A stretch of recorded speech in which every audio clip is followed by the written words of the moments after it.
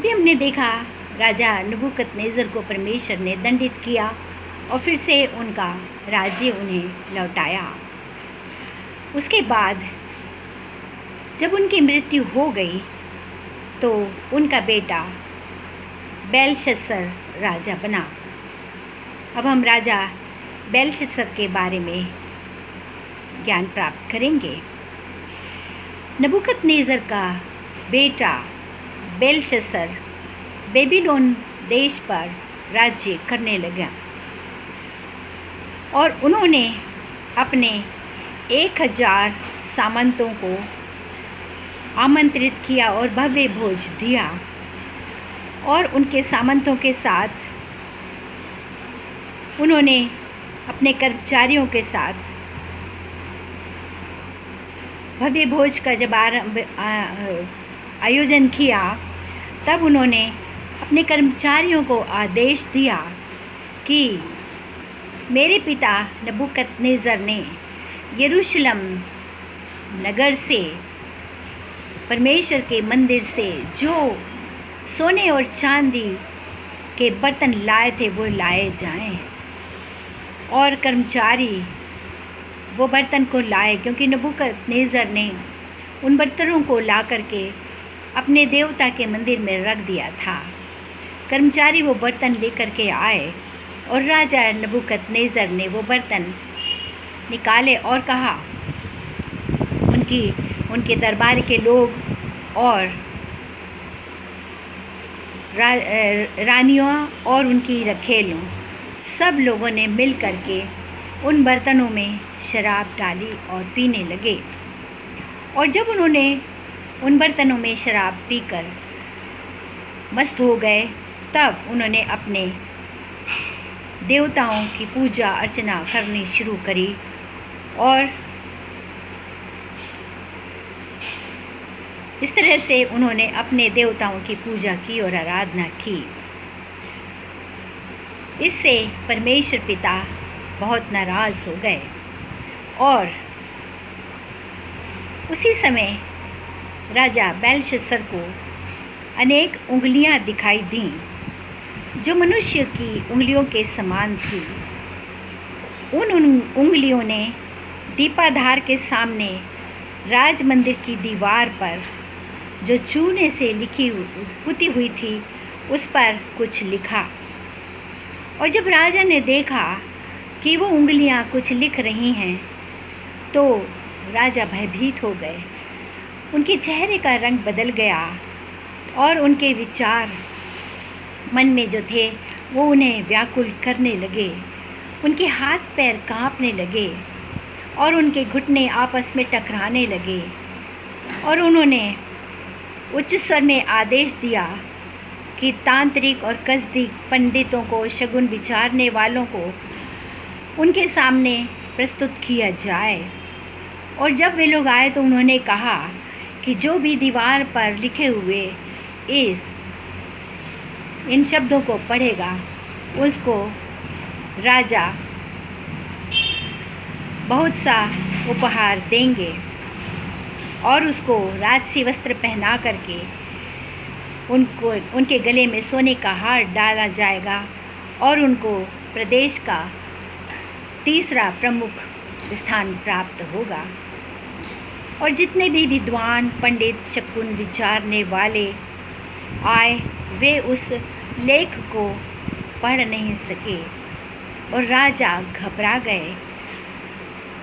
और राजा और सामंतों की आवाज़ सुन करके राजमाता भोज भवन में आई और उन्होंने अपने पुत्र बेलशस्सर से कहा कि राजा आप हजारों वर्ष जिए, अपने हृदय के विचारों को से व्याकुल मत हो। आपके राज्य में एक व्यक्ति रहते हैं जो परमेश्वर के जन हैं और उनके अंदर परमेश्वर का आत्मा निवास करता है, क्योंकि आपके पिता नबूकदनेस्सर के राज्यकाल में भी ऐसी घटना घटी थी जिसका पता किसी को नहीं चला, परंतु उस व्यक्ति ने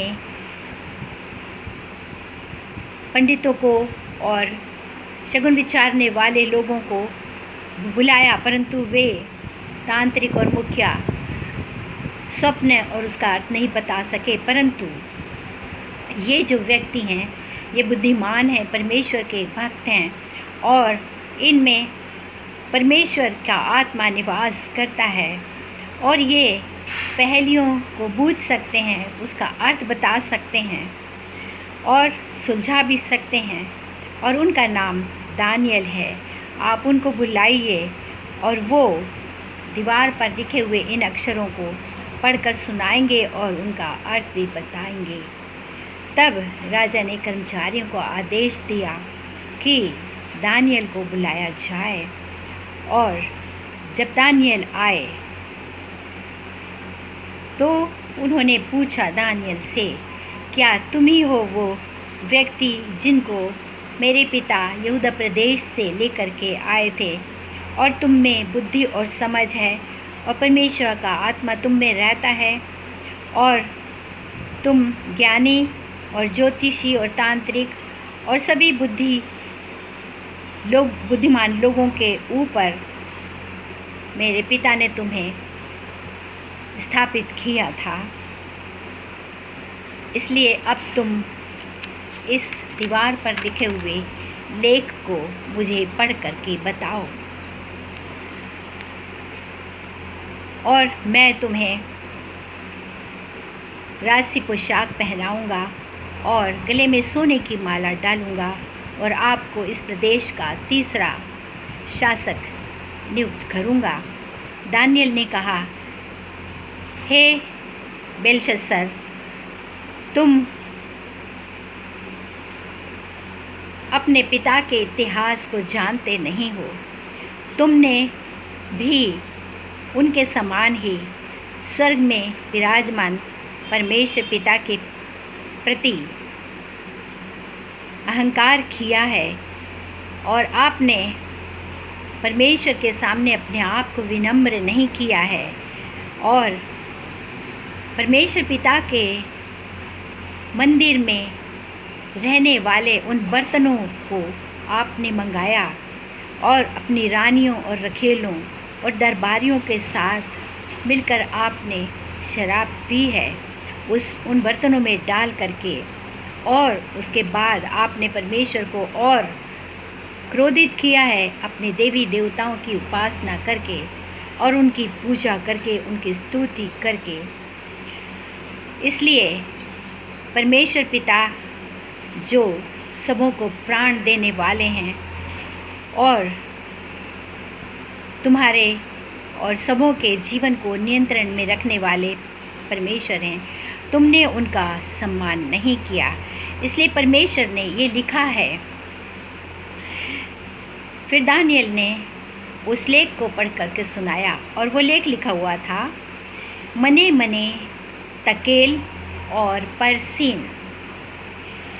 दानियल ने बताया, मने का अर्थ है परमेश्वर ने तुम्हारे राज्य के काम करने की गणना की और तुम्हारे राज्य का अंत कर दिया है। तकेल का अर्थ होता है तुम कसौटी पर तराजू पर तौले गए और खरे नहीं उतरे। और परेस का अर्थ है कि तुम्हारा राज्य मादी और फारसी कौमों के मध्य बट जाएगा और तुम्हारा राज्य उन्हें दे दिया जाएगा। इतना सुनते ही राजा ने आज्ञा दी कि दानियल को राजसी वस्त्र पहनाया जाए, उनके गले में सोने की माला डाली जाए और उसके बाद उन्होंने उनको तीसरा प्रमुख शासक नियुक्त कर दिया। उसी रात कसदी कौम के राजा ने बेलशस्सर की हत्या कर दी और उनका राज्य मौदी कौम के दारा नाम के व्यक्ति को प्राप्त हो गया, जो कि बेलशस्सर के बाद राजा बने।